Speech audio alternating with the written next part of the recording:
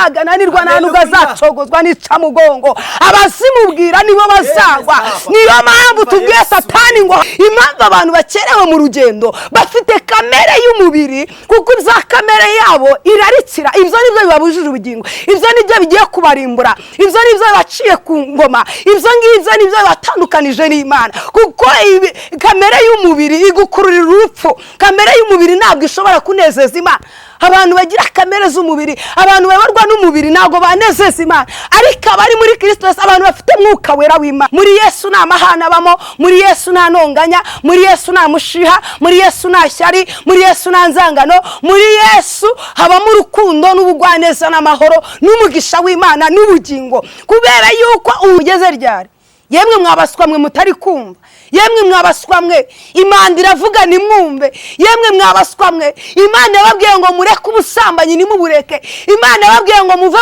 mu buriganya irababwiye ngo muve mu bujura irababwiye ngo muve mu businzi irababwira ngo ni mwiyambure ariko mwanze kumva Imana irabaseka Imana iri kubitabaswa kubera ko iyo uri umunyabwenge wakabaye umenya ikibi n'ikiza ukamenya kwitandukanya ukamenya yuko ubuswa bwawe ari ugukora ibyaha ukamenya yuko kuva mu buswa bwawe ari ukubaha Imana no gukiranuka no guharanira ubugingo ariko niba uri umunyabyaha ugiye kubona ishyano ugiye guhanwa ugiye gushishimurwa ugiye kuvunagurwa n'amaboko y'Imana Imana igiye kukubyina ku mubyimba igiye kugukina ku mubyimba kuko wanze guhunga kuko wanze kwihana wanze gukizwa ugiye kubona iseno kubera yuko utitondeye amategeko y'Imana utumviye ijambo ry'Imana utumviye ijwi ry'Imana Imana yarakubwiye yarakuburiye ahubwo amatwi yawe arimo ibiti amatwi yawe yavuriyemo ibiti nushaka kumva ijambo ry'Imana nushaka kwihana nushaka gukizwa nushaka guhindukira ariko hari igihe uzahindukira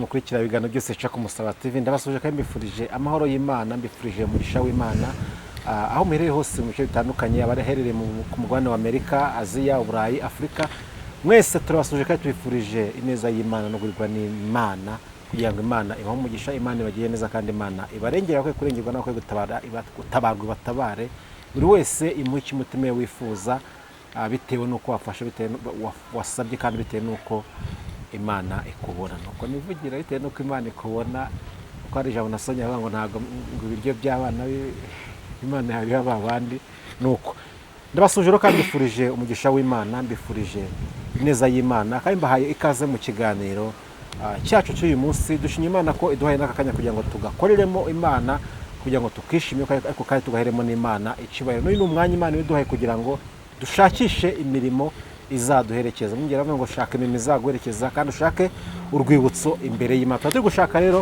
urwibutso imbere y'Imana ariko kandi no kugira ngo dusigasire iby'Imana yadukoreye cyane ko namaze kumenya yuko ikizahesha agaciro imirimo ya mbere ari turi gukora imirimo turi gukora uyu munsi niyo izahesha agaciro iya mbere kuvuga ko wakijwe kuvuga ko wakoreye Imana tuzayibona kuri uyu munsi ibyo gukora bizatwereka kuko nimba arakoreye Imana witubwira rero ngo nari umukozi w'Imana oya tubwite ndi umukozi w'Imana tuzamenyera ku mbuto zanyu nuko muraho neza nabasuhuzaga rego n'umukozi w'Imana n'Fonse abayisekera rwose nimba se sibyo ndi kuvuga ntago mbizi Fonse sibyo ndi kuvuga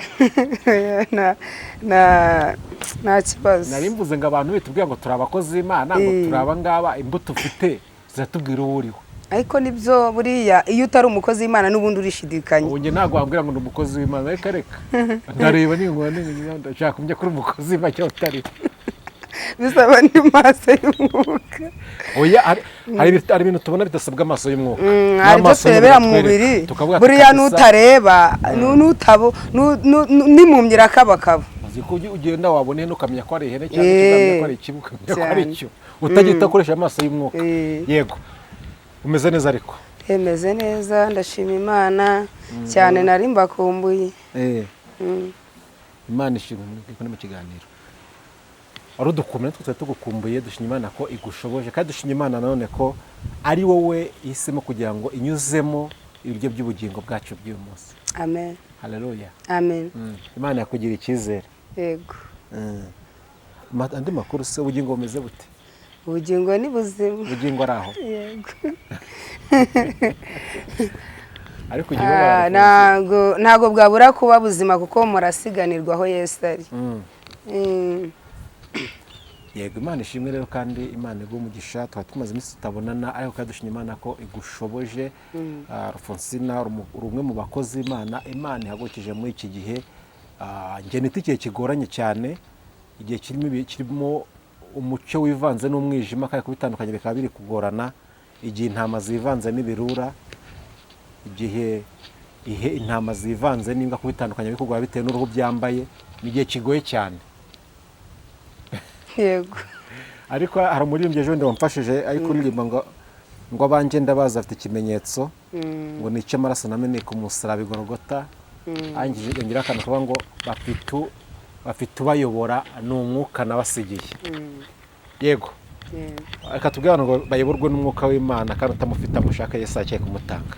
Ni ukuri. Siko bimeze? Niyo nama twabagira. Niyo nama twabagira kuko abayoborwa n'umwuka wera w'Imana nibo bana b'Imana. Yego, bafite umwuka wera nta bugingo. Tumaze iminsi tujya tuvuga ku gakiza cyane, ariko ndashaka kubaza kano mbere ko twinjira mu kiganiro. Iyo turebye abantu mbere ukuntu bihanaga, ukuntu baturaga, n'uburyo uyu munsi batura, ndavuga abantu kwatura, abantu bamwe ntibabyumve, kwihana ibyaha, kuvuga ati nakoze ibi ngibi, uburyo bihanaga dusanga bitandukanye. Uyu munsi kubera iki nta muntu ucyatura? Kandi bivuge gutyo, tujya mu nsengero hatandukanye, tukajya mu materaniro atandukanye, aho kubona umuntu ngo avuga ati ndashaka kwihana narasambanye. Nawe twabona uyu munsi, ni ukubera iki? Yego. Iyo urebye ubona ari ukubera iki? Impamvu abo bantu rero batakiboneka, cyangwa se abantu batagira ishyaka ryo kwihana, impamvu abantu bimbuye mwuka wera, cyangwa se abantu bananiwe kumvira mwuka wera cyangwa ijambo ry'Imana. Rero impamvu abantu batacyatura, ahanini n'ukeneye kwatura yatura yisekera ari ibintu afata brag, kandi mu bintu byo kwatura cyangwa mu bintu byo kwihana nta mikino ibamo. Mu bintu byo kwihana banza ubabazwe n'icyaha, ubanze uburemera icyaha ugiye kwihana icyo ari cyo, ubanze umenye yuko Imana yababaye ku bwawe, ubanze uha agaciro Imana ugiye kuza imbere, ugiye kwaturira ibyaha byawe kugira ngo uhabwe imbabazi. Ni uko ubanza guha uburemera icyaha, ni uko ubanza kugira uti gwemera guca bugufi, ukavuga ati nubwo ngiye kwihana, ariko nibwo ndi bwihane, ngiye gukura iki cyaha utazagisubira. Rero abantu bakabije kuba benshi, cyangwa se abantu bakabije kwihana bagasubira mu byaha, bakamera nk'ingurube. Ingurube niyo isubira mu ntuza mu isaha, cyangwa se mu ntuza yabyo ikivuruguta, ariko dukeneye ko abantu bakizwa bakihana bakareka ibyaha. Aho nabaga cyangwa se mu buzima nabagamo icyo gihe, ntabwo nshaka kubuvuga, nzavuga igihe n'ikinyi kiba ngombwa. Najyaga ngera rimwe nkajya ahantu hari insengero cyangwa se mu bantu b'abakristo, nkabona umuntu araje aratura, ari kurira cyane, nk'uko umwana w'uruhinja arira, akarira cyane, ukabona bene se bararize kubera we. Hari ikintu abarokore mujya mugira, mubyita ifunguro ryera, ukabona bashyizeho akanya aho ati twagize ikibazo, twapfushije, hari abantu tugiye gushyira inyuma y'itorero, ariko reka maze dufata akanya ko kurira ku bwa bene data, ture ko bagaruka. Mu minsi maze mike ndi kugira ncunga, ari njya ahantu nkajya n'utuntu, iyo ndi ahantu nkunda kugira utuntu nigayo, ntabwo nyapfa kujya ahantu gutyo gusa, mbashaka ko ngire n'akantu nigayo. Uwo mwanya ntabwo kibaho, aho nsigaye mbona nkabona ahubwo wa muntu nimba agiye mu ntege nkeya, ugasanga ngo bagize ishyaka ryo kugira ngo bamujugunye. Nkibaza aka gakiza k'uyu munsi niko gakiza Imana ishaka? Icyo ni icya mbere, urabisubiza rimwe. Icyo ni icya mbere. Nende kukoza mu kintu cyo kwatura, ndi kwibaza nubwo nakubajije ko kubera ko abantu batacyatura, ubundi turaturira bande?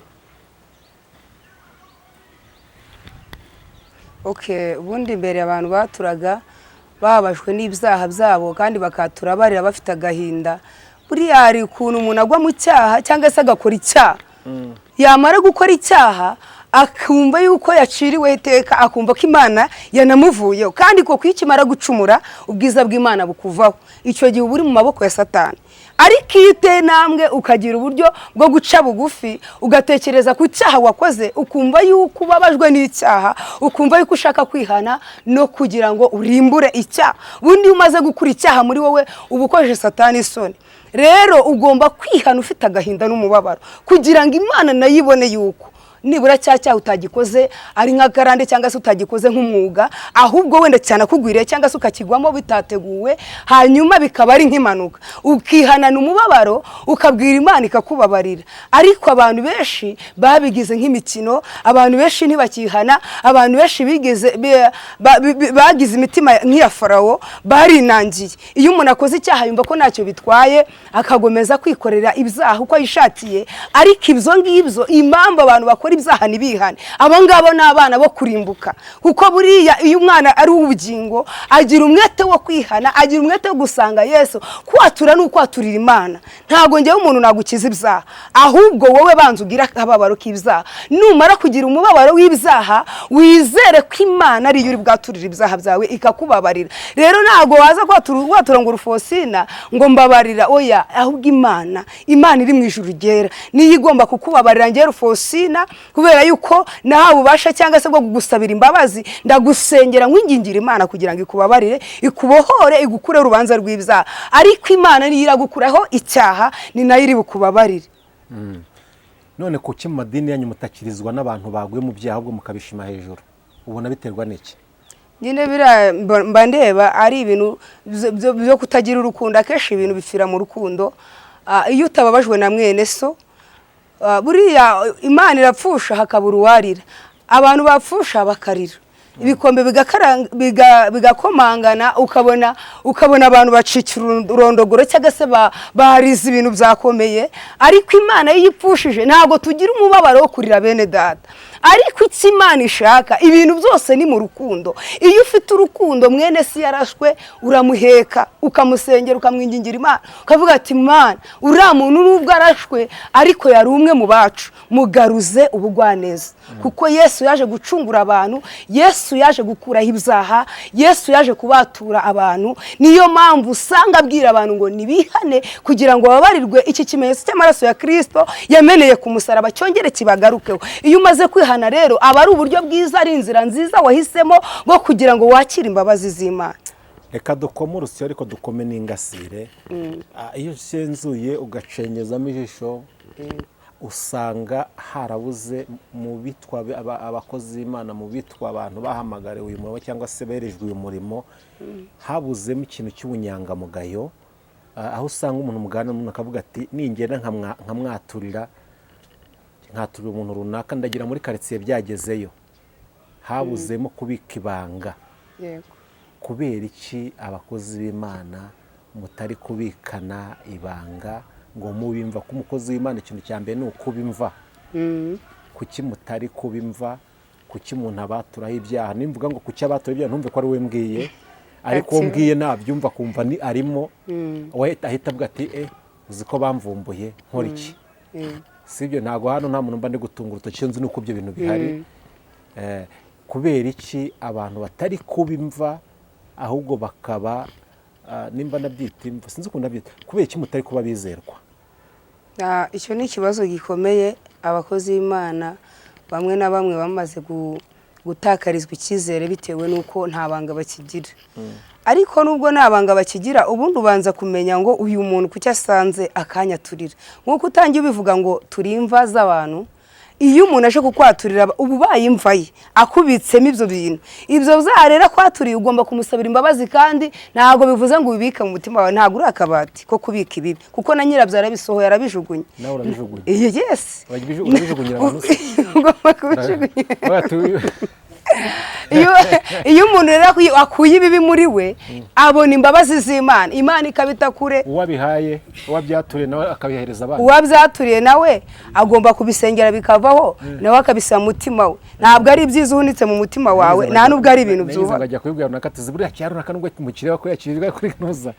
Oya, iyo iteka ubibitse mu mutima, kamere y'umubiri ikubwira yuko, ikwereka yuko cyambere ugomba kukwereka ko uwo muntu bitagakwiye kubaho ko yakora icyo cyaha.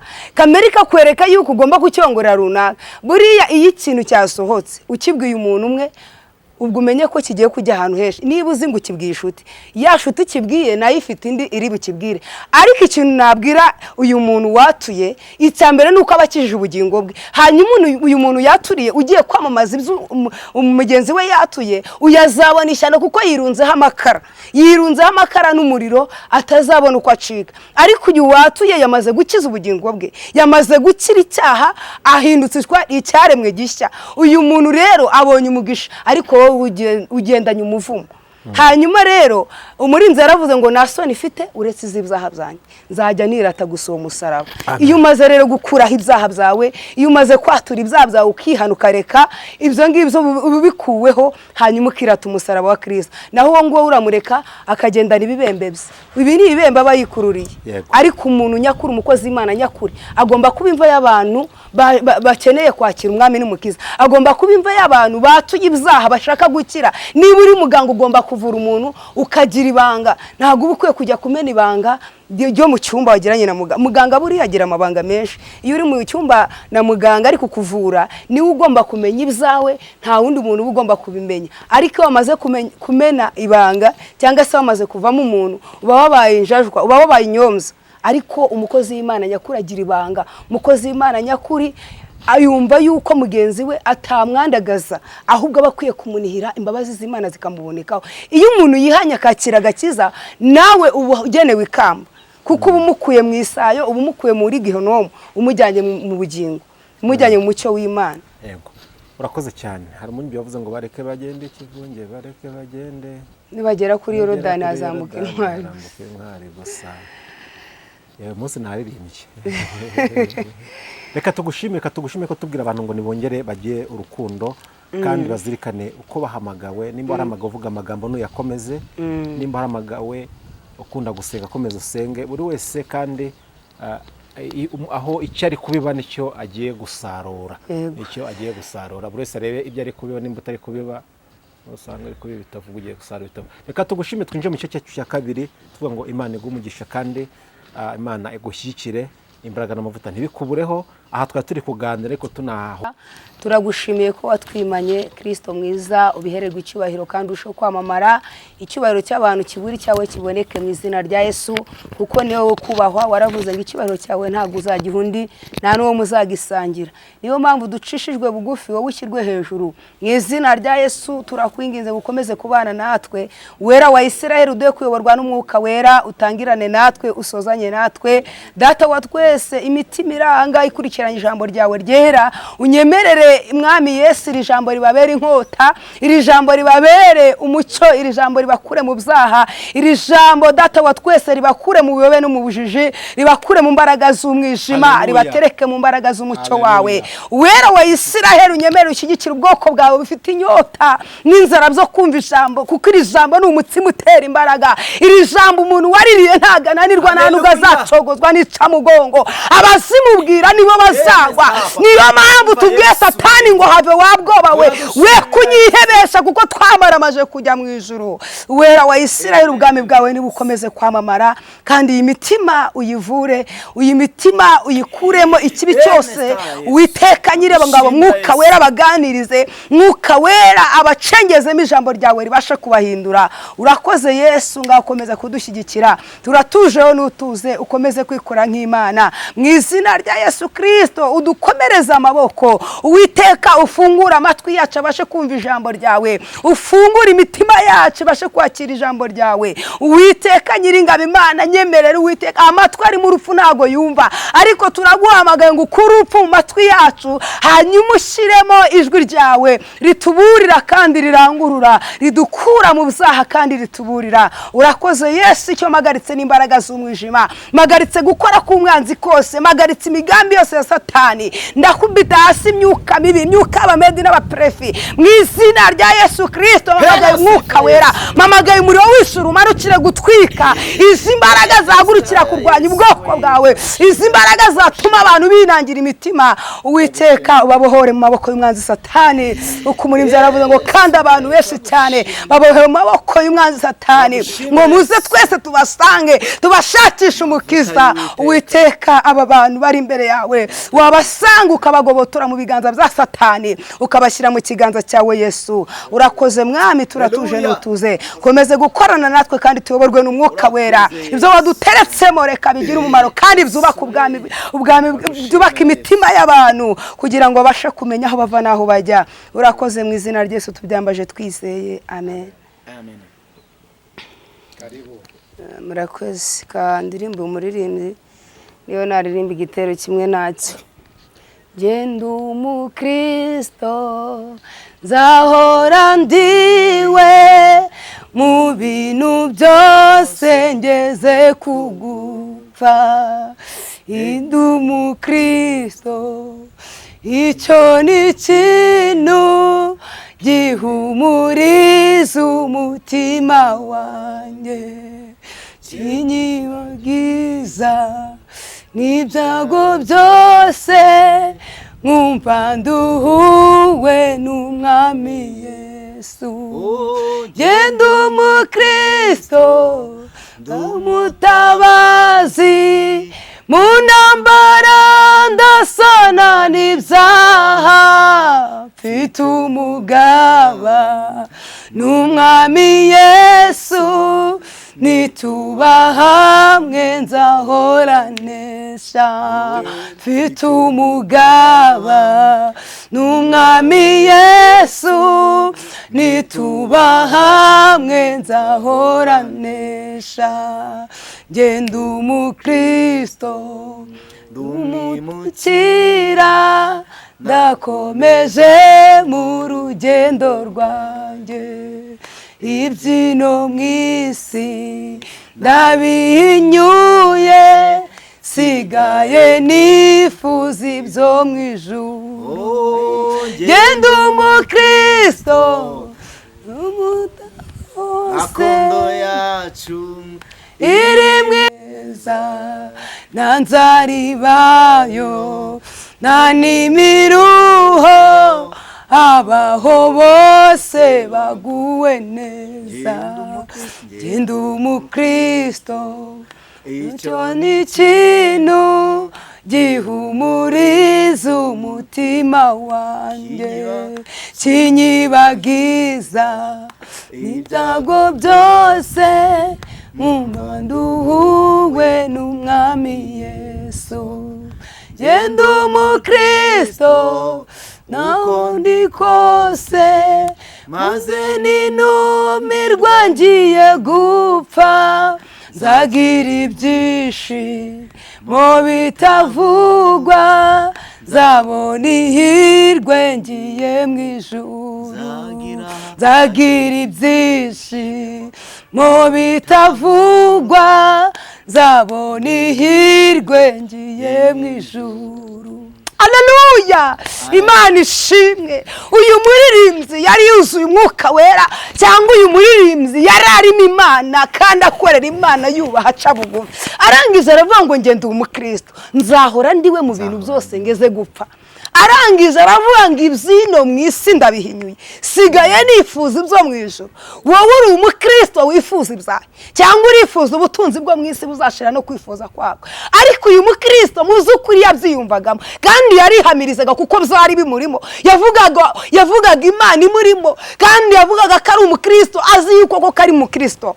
Rero aravuga ngo ibyino mu isi ndabihinyuye, sigaye nifuza ibyo mu ijuru. Ariko abagenzi bajya mu ijuru cyangwa se abakristo cyangwa se abakozi b'Imana bananiwe kwifuza ibyo mu ijuru. Aho kwifuza ibyo mu ijuru barifuza ibyo mu isi kuruta ijuru, barifuza iby'umubiri kuruta ubugingo. Ariko nagira ngo ngutangarize ngo wakabaye wita ku iherezo ryawe, wakabaye wize, wakabaye ushaka ubugingo, wakabaye wifuza ibyo mu ijuru, wakabaye wifuza ubwami bw'Imana. Kuko ibyino mu isi bizarangira, ibyino mu isi bizashyirwaho iherezo. Ibyino mu isi ni umurama utumuka, ariko wifuze ibyo mu ijuru, wifuza ubugingo buhoraho iteka ryose. Arangiza aravuga ngo mu ntambara ndasana n'ibyaha, mu ntambara ndasana n'ibingerageza, mu ntambara ndasana n'ibimiga, mu ntambara ndasana n'ibyago n'amakuba, mu ntambara ndasana n'uburwayi budakira, mu ntambara ndasana n'amagambo. Ariko aravuga ngo mfite umugabane umwami Yesu kitarabo neshayimini fodetaya munisini wikita, ati mfite umugabane umwami Yesu, nituba hamwe nzahora nesha lasi wini bini hene kutayasika. Imana ishimwe cyane, Imana ihimbazwe. Wese muri iyi minsi ufite umugaba cyangwa ufite ibigirwamana wiringiye, ufite izindi mana wishakiye, ufite izindi mana wizeye. Narindi kukubwira ngo rero komeza urugendo ujye mu gihugu cyo mu ijuru, ujye mu bwami bw'Imana. Uyu mukristo, uyu mukobwa waririmbye indirimbo ni umukobwa wo muri Suwedi. Uyu mwana w'umukobwa yagiraga kwizera, yubahaga Imana, afite inzira z'igisiyoni mu mutima we. Uyu mukobwa ntabwo yigeraga atandukana n'Imana, nta nubwo yiyanduzaga, nta nubwo yakoraga ibihabanye n'ubushake bw'Imana. Uyu mukobwa yahagaze mu muhamagaro neza, uyu mukobwa avuga Imana neza, uyu mukobwa yubaha Imana neza. Uyu mukobwa yaratumbiriye Kristo kazamuha ubugingo, ntabwo yigeze atumbira ibyo mu isi. Ibyo mu isi yarabihinyuye kuko yarebye narangarira ibyo mu isi bizamurimbura bikamuhuza ubugingo. Impamvu abantu bakerewe mu rugendo bafite kamere y'umubiri, kuko ibya kamere yabo irarikira. Ibyo nibyo bibabujije ubugingo, ibyo nibyo bigiye kubarimbura, ibyo nibyo baciye ku ngoma, ibyo ngibyo nibyo bibatandukanije n'Imana. Kuko kamere y'umubiri igukururira urupfu, kamere y'umubiri ntabwo ishobora kunezeza Imana. Abantu bagira kamere z'umubiri, abantu babarwa n'umubiri ntabwo banezeza Imana. Ariko abari muri Kristo, abantu bafite mwuka wera w'Imana, ari we muyobozi, ari we mujyanama, abo ngabo banezeza Imana kandi Imana ikabishimira. Ibyino mu isi bihinyure. Uyu mukobwa yarabihinyuye, yubaha Imana kugeza ubwo umwami yamubengutse ashaka ko amubera umugore. Hanyuma amubengutse ngo amubere umugore, umukobwa arangije kubera yuko atari kumvira umuntu ahubwo yumviraga Imana, arababwira ngo mugende mumubwire ko nge ndi umukristo nzahora ndiwe. Bivuga ngo uyu mwami ntabwo yari uwo kurongora uyu mukobwa, kubera ko uyu mukobwa yari afite isezerano na Kristo, yari afite icyo yavuganye na Kristo. Mbese yari yarasezeranye na Yesu ko atazigera amubangikanya, yari yarasezeranye na Yesu ko atazigera yirukira ibyo mu isi. Arangije umukobwa yari ari mu buzima wari ko bwubaha Imana, ntabwo yarananiwe kujya kuba umugore w'umwami kugira ngo nicyo cyubahiro giharanire, kugira ngo n'ubwo butunza bwicaremo agubwe neza, amererwe neza. Ariko yabonye ni amahoro y'ibyo mu isi, ni amahoro yo mu isi.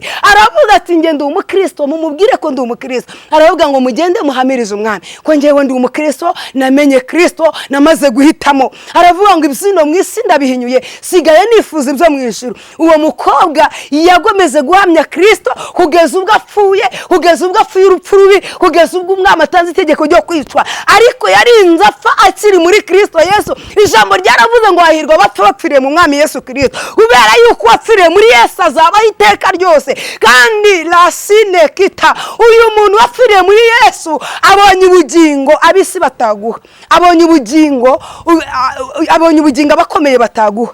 Ariko wowe va mu buyobe, va mu kwiringira ibintu, renga urwego rwo kwiringira ibintu, renga urwego rwo kwiringira iby'isi, ahubwo wubake kuri Kristo Yesu. Ibyino mu isi ni umusenyi, ubihinyure. Aravuga ngo nituba hamwe, ngo mu isi ngo ndasana n'ibyaha, nituba hamwe nzahuranesha uyu mugaba w'ingabo ari we Kristo. Kristo Yesu. Ndagira ngo nkubwire ngo rero ishingikirize kuri Yesu kuko niwe mugaba w'ingaba.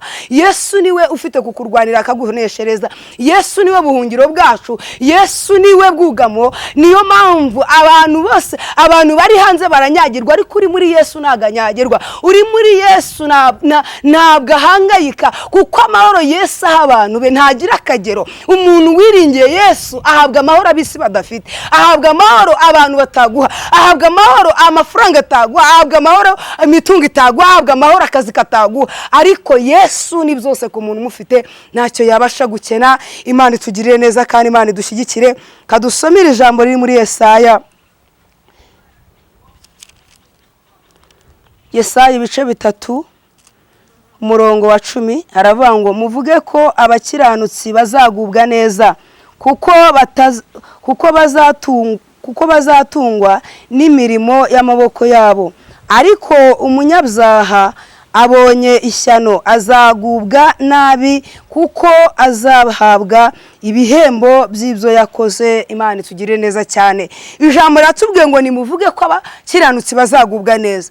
Ni ukuvuga ngo umuntu w'umukiranutsi cyangwa se umuntu wakiranukiye Imana, umuntu wubashye Imana, uyazagubwa neza kubera ko muri Yesu habamo amahoro. Muri Yesu nta mahana abamo, muri Yesu nta ntonganya, muri Yesu nta mushiha, muri Yesu nta shyari, muri Yesu nta nzangano. Muri Yesu habamo urukundo n'ubugwaneza n'amahoro n'umugisha w'Imana n'ubugingo. Kubera yuko uyu mukiranutsi azagubwa neza, uyu mukiranutsi azishima abandi bababaye, uyu mukiranutsi azaseka abandi bari kurira, uyu mukiranutsi azashima Imana abandi bagize ute bari baboshywe. Ariko uyu mukiranutsi wubashye Imana, ndagira ngo nkubwire ngo umuntu wubashye Imana agiye kugororerwa ibihembo byiza bikwiriye umuntu wayubashye, bikwiriye umukristo ujya mu ijuru. Umuntu wubashye Imana ntabwo azakorwa n'isoni. Umuntu wubashye Imana azagirirwa neza n'Imana ziturwa neza kuko nawe yakoze neza cyangwa se yubashye Imana. Niyo mpamvu rero ijambo ritubwiye ngo nimuvuge ko umukiranutsi azagubwa neza. Wahunze ukava mu byaha, wavuye mu isayo y'isi, wavuye mu mwijima, ukaza ukajya mu bakiranutsi bagiye kugubwa neza. Waruzi ko isi ikurangiriye, ibihe birahinduka, uko bwije uko bukeye birahinduka. Aho hari uyu munsi haba hawe, ejo ni haba hawe. Bwakira ariko ni buke, bwacya ariko ni bwire. Wahunze waje ukaba umukiranutsi w'Imana, waje ukihana ugakizwa, ukakira agakiza, waje ukava mu byo wibwira kubwo ari ubuyobe, kubyo ngibyo na nama nzima. Ubwenge bwabura gushuka, nta bwenge burimo. Ubwenge bugushuka bukakujyana mu nzira yo kurimbuka, ubwo nta bwenge burimo, ubwo ni ubuswa. Ariko umunyabwenge nuhungira kuri Yesu, umunyabwenge nuwemera gukizwa, umunyabwenge nuririra ubugingo bwe, agatekereza akavuga ati nubwo ndi mu isi ariko iyi si nzayirambamo cyangwa ndi umushyitsi. Iyaba waruzi kucumbitse, iyaba waruzi ko ninjoro bwakira ugataha, iyaba waruzi ko bwacya ukava muri iyi si. Iyi si ntabwo uzayirambaho, iyi si ntabwo wayimezeho, ahubwo iyi si uracumbitse. Igihe Yesu azaza gutwara itorero, urumva wowe uzajya he? Cyakora niba warahisemo umwami ukorera, komeza ukore kure, komeza umukorere kandi umuhamirize, umuhamye uko bikwiriye. Komeza iyi nzira watangiye yo kubaha no guca bugufi no kwihana no gukizwa ibyaha. Hanyuma Kristo naza azagugororere yuko wakijijwe kandi ukemerera yuko ubushake bw'Imana buba muri wowe, ukayoborwa n'Umwuka Wera, ukemera ko ubugingo ubukeneye kandi uzabubona. Aho ngaho ndagira ngo ngutangarize ngo komeza uhatane, uharanire kugana mu bwami bwo mu ijuru. Ariko niba warahisemo gukorera Satani, komeza umukore kuko nawe arahemba. Ariko ibihembo bya Satani ni amarira n'umuborogo, ni urupfu, ni Gehonomu. Ariko wakabaye ubwenge wahunga umujinya, wahunga umwijima, wahunga kuko Satani nawe azakubyina ku mubyimba, azakwishima hejuru igihe uzaba uri gushyana nawe. Ariko niba uri umuntu utekereza, ufite ubwenge buzima, niba uri kwikontorora, niba ufite ibitekerezo byakukura mu byaha, wiyarure kare, uhunge, hanyuma ujye mu mucyo w'Imana kugira ngo Imana ikwandike mu gitabo cy'ubugingo. Nawe ubwo Yesu azaza gutwara itorero, azasange uri umwana w'Imana wirimbishije kandi wategereje Kristo neza. Imana itugirire neza cyane. Ariko ijambo ratubwiye ngo abanyabyaha bazabona ishyano, bazabona ishyano.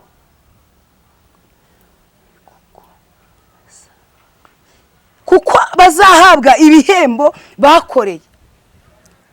Iri jambo rero ritweretse ibihembo by'umukiranutsi, ritwereka n'ibihembo by'umunyabyaha. Ariko riratubwiye ngo umunyabyaha azabona ishyano kuko azahabwa ibihembo by'ibyo yakoreye. Niba warakoze nabi ubwo uzahembwa nabi, niba warakoze ibyiza uzahembwa umunezero. Ariko niba uri umunyabyaha ugiye kubona ishyano, ugiye guhanwa, ugiye gushishimurwa, ugiye kuvunagurwa n'amaboko y'Imana. Imana igiye kukubyina ku mubyimba, igiye kugukina ku mubyimba kuko wanze guhunga, kuko wanze kwihana, wanze gukizwa. Ugiye kubona ishyano kubera yuko utitondeye amategeko y'Imana, utumviye ijambo ry'Imana, utumviye ijwi ry'Imana. Imana yarakubwiye, yarakuburiye, ahubwo amatwi yawe arimo ibiti. Amatwi yawe yavuriyemo ibiti. Nushaka kumva ijambo ry'Imana, nushaka kwihana, nushaka gukizwa, nushaka guhindukira. Ariko hari igihe uzahindukirira Imana itakikwitayeho, cyangwa se yakwimye mu maso hayo, kuko ntabwo Imana izahora iruhanya namwe. Ntabwo Imana izahora ibahendahenda. Hari igihe cy'intebe y'imbabazi kizavaho. Umunsi umwe ku ntebe y'Imana, cyangwa se ku ntebe y'Imana, hari umugabo utazakira ruswa. Naho wavuga ibimeze gute, utarakiranutse ntabwo uzumvirwa, ndakurahiye. Kubera yuko ibyo wakoze bizagutsinda ubwawe. Nta gihe Imana izaba ifite cyo guhangana nawe, nta n'igihe Imana izaba ifite cyo kuburana nawe, kuko Imana ntihangana. Itizika kumurikira imbere, taburo ikaza imbere yawe, hanyuma uhita ubona ibyo wakoze. Nawe ubwo egare uhita umenya aho ugomba kujya. Niba uri uwa Satani, Satani akavuga ati ngwino sha, nawe waza hano, ngwino warankoreye dushyane. Ariko iyambure Satani, iyambura ibitari by'Imana, wambara umwambaro we. Abanyabyaha bagiye kubona ishyano, ariko ntabwo nifuza ko wabona ishyano, ahubwo nifuza ko twazabana mu bwami bw'Imana. Nifuza ko wazabona ubugingo nk'uko nanjye mbyifuza. Nifuza yuko wacika ikiziriko Satani yakubohesheje. Nifuza yuko wava muri uyu mugozi wa Satani, wava mu minyururu ya Satani, hanyuma ukitaba Yesu udapfuye, ukamwita bugakizwa, kubera yuko akeneye ubugingo bwawe. Kuko umukoreye utamukoreye ntabwo Imana yabuze abo kuyikorera. Abagezeyo baragwiriye, baranezeza umwana w'intama, abandi bari mu nzira. Muri aba bari mu nzira rero ugomba kubamo. Muri aba bari mu nzira ugomba guharanira kugira ngo nawe uzagereyo. Ariko rero mubwire ngo kuyikora no kutayikorera kwawe nta gihombo Imana ifite. Nta gihombo Imana ifite. Yo iki kwifuriza icyiza. Imana igiye guhana, cyangwa mu banyabyaha bagiye gushishimurwa, hanyuma Imana niza gushishimura izasange wariyaruye, warahungishije ubugingo bwawe.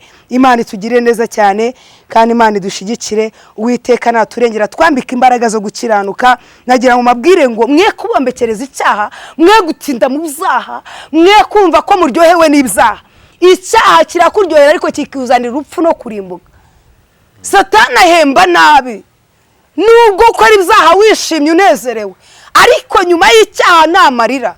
Ujya gusambana ukumva uryohewe n'icyo cyaha, ariko iyo ukuyemo sida ugatwara inda idafite kirera, ibyo bintu bigutera umubabaro, bikagutera no kwicuza, kubera yuko iyo uza kumenya ingaruka y'icyaha ntabwo uba wagiye mu cyaha. Ariko si uko utabizi, ahubwo ni bya bintu byo kwirengagiza, ni bya bintu byo kunangira umutima, ni bya bintu byo kwikomeza mu byo kwinezeza. Komeza winezeze, komeza winezeze mu byaha, komeze mbese uryoherwe n'icyaha. Ariko icyaha kigiye kukubyarira urupfu, icyaha kigiye kukurimbura, icyaha kigiye kugukura ku isi, kigiye kugukenyura. Ariko umuntu wubashye Imana, umuntu ukiranukira Imana, uwo nguwo ahabwa kurama. Wakabaye ubwenge wagahungiye ku Mana, ugahabwa rama y'ijuru. Imana ikwirengere cyane, Imana igushigikire. Nagira ngo mubwire ngo uve mu byaha, kubaho Uwiteka nibwo bwenge, kuva mu byaha niko jijuka, uve mu byaha uhunge. Iyo umuntu amenya ubwenge abasha kwikinga ikibi, abasha guhunga ikibi, abasha kwiyambura ibyaha, abasha gushaka ibyiza icyiza cyamubyarira inyungu. Iyo umuntu ari umunyabwenge abasha kuvuga ati ibi byaha ndimo, ese iherezo ryabyo ni irihe, cyangwa se ibihembo byabyo ingororano ni izihe.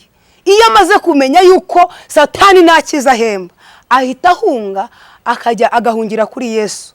Yesu akamuha uburame, Yesu akamuha imbabazi, akamuha ubugingo. Niyo mpamvu nakubwira ngo hunga icyaha rero, hunga iherezo. Imana tuyirengere kandi Imana dutabare. Imigani igice cya mbere umurongo wa 22 haravuga ngo yemwe mwabaswa mwe muzakunda ubuswa mugeze ryari.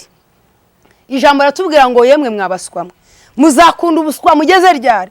Yemwe mwabaswa mwe mutari kumva, yemwe mwabaswa mwe Imana iravuga nimwumve, yemwe mwabaswa mwe Imana yababwiye ngo mureke ubusambanyi nimubureke, Imana yababwiye ngo muve mu buriganya, irababwiye ngo muve mu bujura, irababwiye ngo muve mu businzi, irababwira ngo nimwiyambure, ariko mwanze kumva. Imana irabaseka, Imana iri kubitabaswa kubera ko iyo uri umunyabwenge wakabaye umenya ikibi n'ikiza, ukamenya kwigitandukanya, ukamenya yuko ubuswa bwawe ari ugukora ibyaha, ukamenya yuko kuva mu buswa bwawe ari ukubaha Imana no gukiranuka no guharanira ubugingo. Rekura ubuswa bwawe rero, hunga uve mu buswa, uve mu buswa bwawe. Imana irambiwe ubuswa bwawe. Igihe Imana yavugiye kirahagije, igihe Imana yakuburiye yarakuburiye wanga kumva, ariko uri umuswa. Kuko umuswa arabwirizwa, umuswa baramubwira ntiyumve, umuswa mbese umuswa niyo wavuze inzogera ntabwo yakumva, ariko abo ngabo bagiye kuza bazakenera kumva bitagishoboka, ariko wakabaye uva mu buswa ukaba umunyabwenge wo kurekura ibyaha ukajya muri Yesu Kristo. Imana iturengere. Namwe bakobanyi muzageza ryari kwishimira ubukobanyi n'abapfu mukanga kumenya ubwenge. Namwe mwabakobanyi, abakobanyi Yesu arababwira ngo nimuve mu byaha, nimurekure ibyaha. Muzagezayo mwabakobanyi mwe mwabaswamwe, muzagezayo ubupfu bwanyu. Mukwiye kureka ubupfu, mukwiye kuva mu bipfu mukajya mu bizima, kubera ko Yesu yazukanye nabemeye kuzuka, nabemeye ko abazura. Niba utari kwemera kuva mu bupfu bwawe uzaguma uba umupfu, uzaguma uba umupfapfa, ariko nuva mu bupfu Yesu azagukura mu bupfapfa bwawe aguhindura umwana we. Ndagira ngo nkubwire ngo rero rekura ubupfapfa bwawe, urekura ubuswa bwawe kugira ngo Kristo akumurikire umucyo w'Imana uze mu maso hawe. Ngo nimuhindurwe n'imiburo yanjye, dore nzabasukaho umwuka wanjye, nzabamenyesha amagambo yanjye. Ngo nimuhindukire umuburo wanjye, ngo nzabasukaho umwuka wanjye. Imana ishimwe cyane, Imana itugirire neza. Ijambo riratubwiye ngo nimuhindukire umuburo w'Uwiteka. Uyu munsi wakabaye urekura icyaha, wakabaye uhunga ukava mu bibi, nimuhindurwe n'imiburo yanjye, dore nzabasukaho umwuka wanjye, nzabamenyesha amagambo yanjye. Rero ijambo riratubwiye ngo nimuhindukire umuburo w'Uwiteka, azabasukaho umwuka we wera. Kandi nimumara kumuhindukira, nimumara kumvira ijambo ry'Imana, nimumara guca bugufi, nimumara kurekura ibyaha, ngo azabasukaho umwuka we wera abahindura icyaremwe gishya.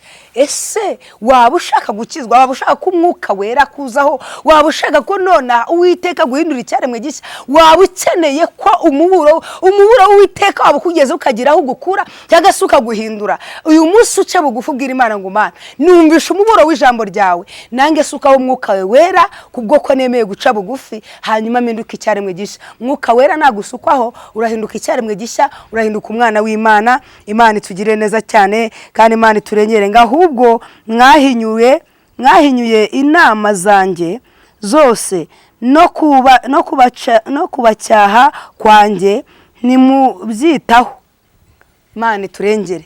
Ngo nuko mwahinyuye inama zanjye no kubacyaha kwanjye ntimubyitaho. Mwumve kuntu Imana ibabaye ifite agahinda. Mwahinyuye inama z'Uwiteka no kubacyaha kwayo ngo ntago mubyitaho. Ariko niba utari kwita ku nama z'Uwiteka, niba utari kwita ku nama z'ijambo ry'Imana, niba utari kwita niba warahinyuye inama z'uko Uwiteka ari kukubura ngo uhunge ibyaha, urumva uzita kuki? ibyo wiringiye ko bizakubana ubusa, ibyo wiringiye ko bizagukoza isoni, wahindukiye ukita ku nama z'Uwiteka. Uwiteka arakugira inama y'ubugingo, arakubwira ngo vayo, arakwinginga ngo uze, ngwino zana ibyaha byawe, Kristo abone uko agukuraho umwijima, akwambika umucyo. Gasoreze kuri iri jambo Matayo ibice 5 umurongo wa 27, kadusome mu izina rya Yesu. Mwumvise ko byavuzwe ngo ntugasambane, njyeweho ndababwira yuko umuntu wese ureba umugore akamwifuza aba amaze gusambana nawe mu mutima we. Ijisho ryawe ry'iburyo rikagushuka